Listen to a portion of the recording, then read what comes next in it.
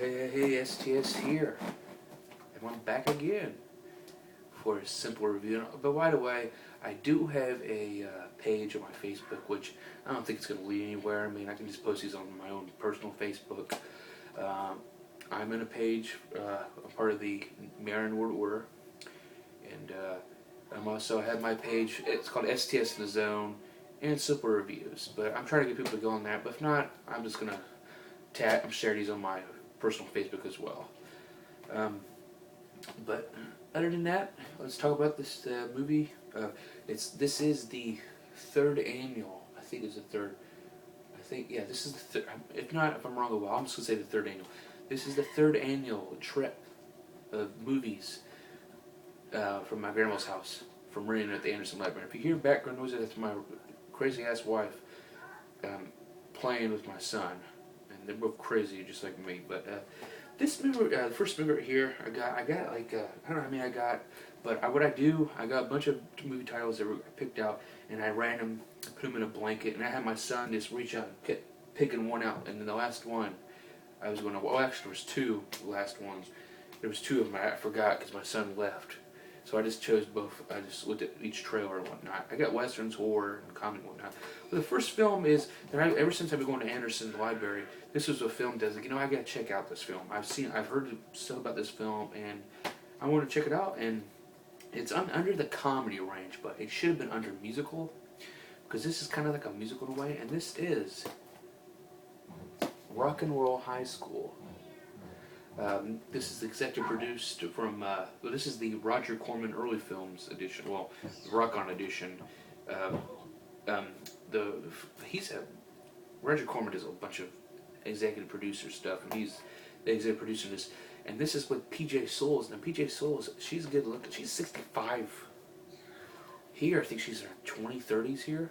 In her 20s or 30s, I don't know.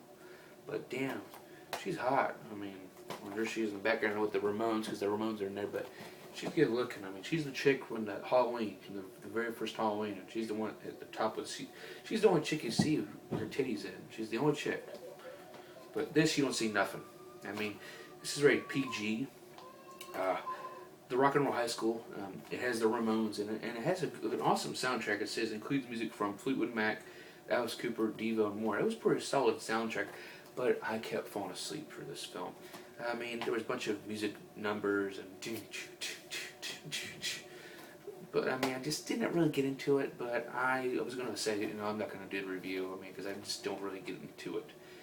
Even the Ramones part, I mean, their concert. But then when I stopped and I left and I came back, I went to my parents. I came back to watch the rest of it.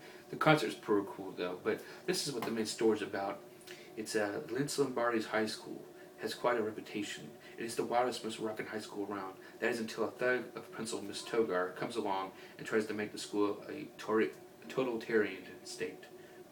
With the help of the Ramones, the students of Vince Lombardi battle Miss Togar's iron-fisted rule and take their battle to a truly rock conclusion, which the ending was this. This was like a rated, it's PG. This was like the closest to a PG riot high school. They have everything, like I've heard about Dangerous Minds, like gangsters and stuff with Michelle Pfeiffer and all this stuff. The high school's gone to hell. I mean, well, they're just rocking out. Rocking out, rock. But I mean, they're just chilling. And PJ Sells, she plays Riff, I'm using Wikipedia for this. I'm sorry, I'm using Wikipedia. Because it's 1979. This came out in 1979. Yeah, she was in her 20s then, the late 20s then, if it's 1979. But she's Riff Randell.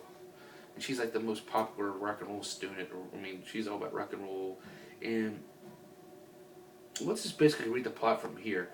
Set in 1980, Vince Lombardi High School keeps losing principals to nervous breakdowns because their students love rock and roll. In the disregard to education, their leader, Riff Randell, PJ Souls, is the biggest Ramones fan at the Vince Lombardi High School. She waits in line for 3 years to get tickets to see the band, hoping to meet Joey Ramone so she can give him a song she wrote for the band, Rock and Roll High School.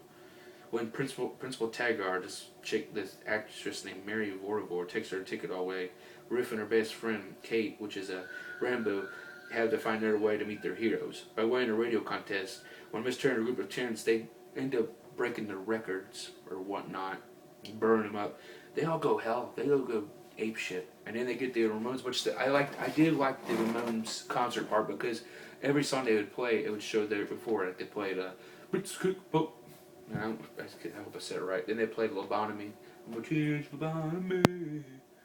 And then they had some cool numbers, you know. They had, let's see if it has anything. I wanna see you.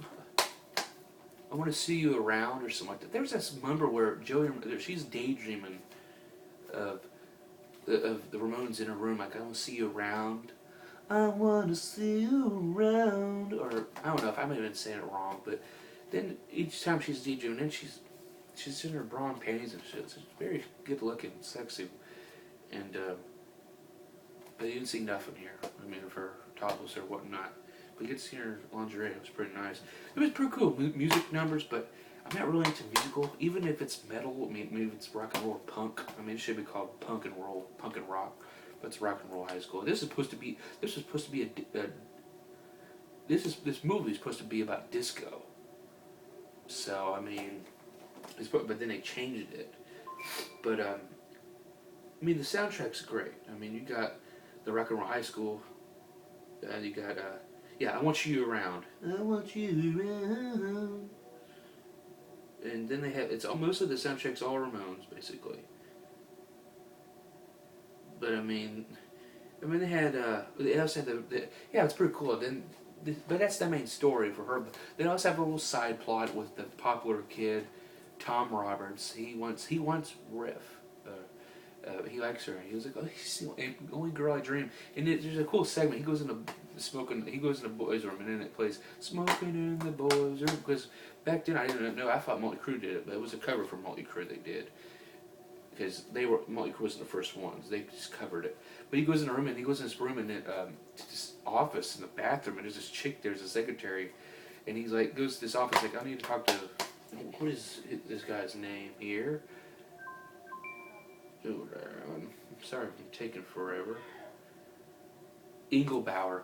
He's basically I don't know what he is. Basically, is he like people hired him to do stuff for him or whatnot. Like I can't get a date with her, but I'll get you a helper. It's Clint Howard. It's Ron Howard's little brother, Clint, and Ron Howard from Opie, from Andy Griffith Show, and fantastic. One hell of a director. But his brother's this guy, and he's young back then, you know, it's 1979, and he's like, I want you, he basically gets all, like, everybody's facts together, like, you know, I want to get with a girl. But then he automatically sets with the chick who's her friend, damn it, Kate. And sooner on, they're supposed to hang out, but they want tickets to that Ramones show. They said they lied. But then sooner or later, Tom and her end up making out at the end. And so that was pretty cool. That's really the whole story. That was really the whole story. I mean, the music numbers are great. I mean, okay, whatnot. The principal, the bad guys are the principal, Mrs. Togar, and her two fucking fat looking, like they were wearing like Nazi postal office uniforms. Fat and stupid as hell and retarded. I mean, I don't care if it's 2015, I'll say it's retarded. But I mean, this is pretty cool. I mean, it was alright. I mean, I finally got to see it, but it's okay, but I didn't really get into it. There's supposed to be a remake, but this is back in 2008, or 2015, so I don't think that remake's going to happen. For the reception, it received generally positive reviews from a 79 rating from Rotten Tomatoes, and then so Rock and Roll High School did well enough that Arkush and Whitley followed up to do a sequel, which is 1991, which has Corey Feldman in it, and I haven't seen that. But basically, at the very end, they get the Ramones to come out after the concert. They go to their high school and they play Rock and Roll High School, and then they just blew shit up. They have one rebel teacher as their science teacher, no, their music teacher, and he just goes against Mrs. Togar and beats with them like, yo, rock on, I can't. He starts stripping his clothes, dancing next to the Riff. So that's probably very disturbing. But I mean, it was an okay movie, okay grading time.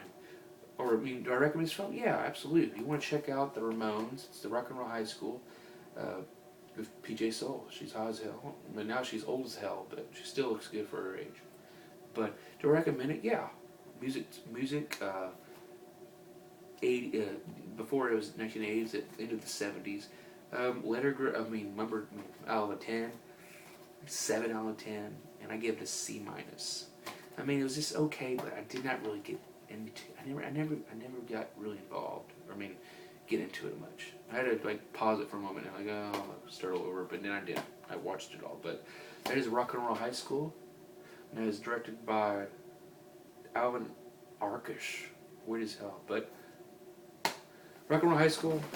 Get it, rent it, borrow it. I recommend it. But to me, it was alright. Just a poop. Alright, I'm out of here. Peace.